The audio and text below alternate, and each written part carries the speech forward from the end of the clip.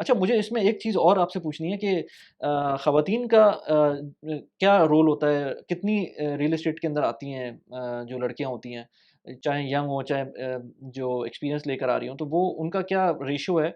और यूएई के अंदर ख़ास तौर पे क्योंकि इतना फ्रेंडली कंट्री है, इतना सेफ कंट्री है, तो उसके अंदर कितना उनको फ़ायदा होता है लेडीज़ को? देखिए, पहले आप कह सकते हैं 10-12 साल पहले कि शायद इतनी लेडीज़ नहीं होंगी मार्केट में, मगर अब अगर आप किसी भी ब्रोकरेज हाउस में जाएँ तो आपको 50-50 का रेशियो मिल रहा है अच्छा, 50-50 का रेशियो। और पूरी दुनिया से आ रही हैं हुँ, ख़वातीन।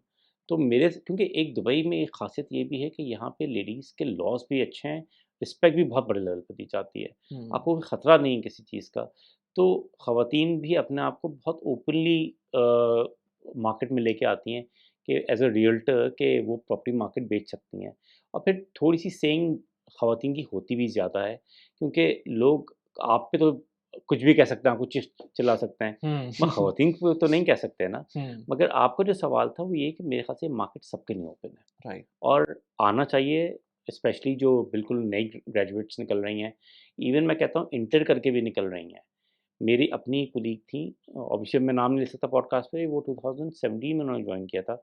माशाल्लाह से उनकी अभी शॉर्ट टर्म कंपनी भी है, जो कि एयरबीएनबी बेस्ड कंपनी है, उनकी ब्रोकरेज कंपनी भी है। हुँ, और बिल्कुल पंजाब की किसी छोटे से गाँव से उठ के आई थी और वो आज एक अच्छा ठीक-ठाक बिज़नेस चला रही हैं दुबई में बैठ के।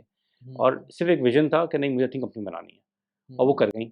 मुझे हुँ, याद है कि उन सही तरह से खाने-पीने के पैसे भी नहीं होते थे। एक लड़की के लिए आसान नहीं है कि बिल्कुल, देरा की बेड स्पेसेस पे रह के यहाँ तक निकलना, और माशाल्लाह अब डाउनटाउन में रहती हैं। राइट। तो डेडिकेशन आपके अंदर होनी चाहिए और मेरे ख़्याल से ये शाइनेस कि आपका जेंडर क्या है, दैट डज़न्ट मैटर। आप आए हैं अगर प्रोडक्ट या मार्केट सीखने के लिए और आप एक बिज़नेस सीखने के लिए आए हैं, तो मेरे ख़्याल से आपको ये नहीं देखना चाहिए कि आपकी नेशनैलिटी क्या है। मेरे ख़्याल से इंडिया, पाकिस्तान दोनों जगहों से लड़के-लड़कियों को आना चाहिए। इस इंडस्ट्री में कुछ भी ना करें, हुँ, तो 1 से 2 साल का तजुर्बा ज़रूर लें। हुँ, क्योंकि ये जो तजुर्बा आपको 2 सालों का मिल रहा है ना, ये आपको वो सिखाएगा जो आप 20 सालों में नहीं सीख सकते।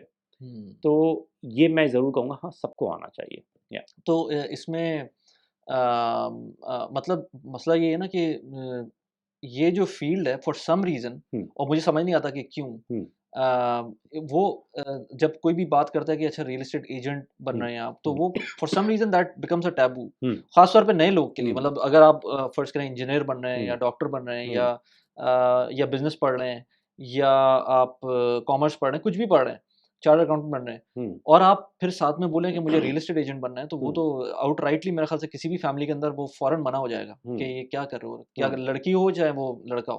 हुँ। तो इस चीज़ को चेंज कैसे कर सकते हैं हम? देखिए, आप ना इसको रियल्टर, रियल एस्टेट एजेंट या एस्टेट एजेंट हमारे यहाँ भी कहा जाता है इसको। हाँ। आप इस टैबू को ज़रा हटाइए। मेरे ख़्याल से ओवरऑल परसेप्शन दुनिया में चेंज हो चुका है। हुँ, और क्योंकि अब लोगों को पता है कि जो असल पैसा बना रहा है, वो तो या तो वो तो ब्रोकर्स बना रहे हैं, स्टॉक ब्रोकर्स बना रहे हैं, रियल एस्टेट एजेंट्स बना रहे हैं। हुँ, और मेरे ऐसा मेरे ख़्याल से हरगिज़ ऐसा नहीं है, आप ना इसको एज़ अ बिज़नेस देखिए। आप ये देखिए कि आप प्रॉपर एक बिज़नेस कर रहे हैं और आप अपने घर के प्रॉफ़िट एंड लॉस स्टेटमेंट कैसे चलाएँगे, बीइंग ज़ीरो सैलरीड, हुँ, तो आप अपनी कंपनी को कैसे रन करेंगे, ठीक है? हुँ, क्योंकि कमीशन नहीं मिल रहा आपको और आपको पता है कि भाई 3000 दिरहम मेरा बिल पड़ा हुआ है दीवा का या मेरे ग्रोसरी का बिल रखा हुआ है, आपके पास पैसे नहीं हैं। तो आपको पहले तो सबसे पहले आता है कि आप अपने प्रॉफ़िट एंड लॉस स्टेटमेंट अपने घर का कैसे चलाएँगे?